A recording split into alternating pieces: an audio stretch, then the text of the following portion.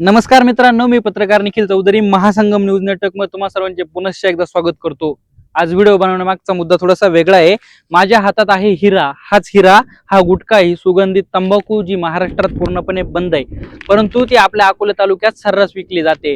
तर अकोले तालुक्यात हिरा, गुटखा आणि जी काही दारू असेल ती सर्रास विकली जाते आणि अकोले तालुक्यात त्यामुळे गुन्हेगारीचा आणि कमी वयातील जे तरुण आहेत त्यांचं व्यसनाकडे वळण्याचं प्रमाण देखील वाढत आहे।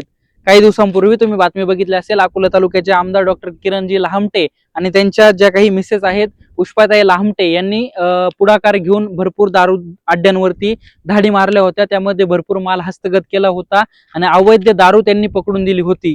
मग प्रश्न असा आहे, राजूर परिसरात असेल, अकोला तालुक्यात असेल, अवैध दारू सर्रास विकली जाते। गुटखा महाराष्ट्रात पूर्णपणे बंद आहे, तरी देखील गुटखा विकला जातोय। तर कुठेतरी पोलीस प्रशासन काय करते हा प्रश्न या ठिकाणी सर्वसामान्य जनतेच्या मनात निर्माण होतोय।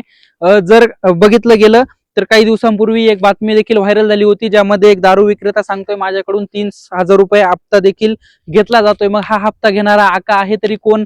दारू आणि गुटखा या अवैध विक्रीला पाठबळ नक्की देते तरी कोण? या विक्रेत्यांच्या पाठीमागे आका आहे तरी कोण? असा प्रश्न तालुक्याच्या मनात देखील आता निर्माण होतोय।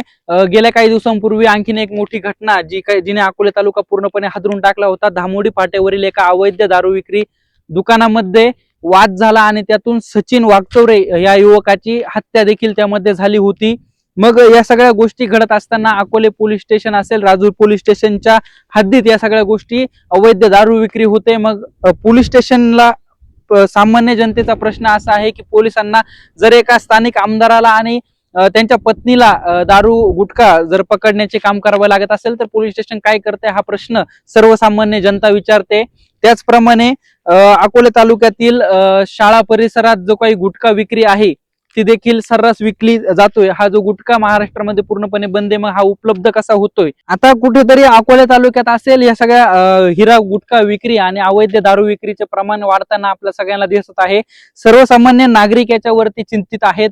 अकोले तालुक्यात गुन्हेगारीचे देखील प्रमाण वाढताना आता आपल्याला दिसून येत आहे। यावरती अकोले पोलीस प्रशासन असेल, राजूर पोलीस प्रशासन असेल, काय कारवाई करणार आणि गुटखा विक्री आणि अवैध दारू विक्री ही पूर्णपणे अकोले तालुक्यातून बंद होणार का, याच्याकडे आता संपूर्ण तालुक्याचे लक्ष लागले आहे।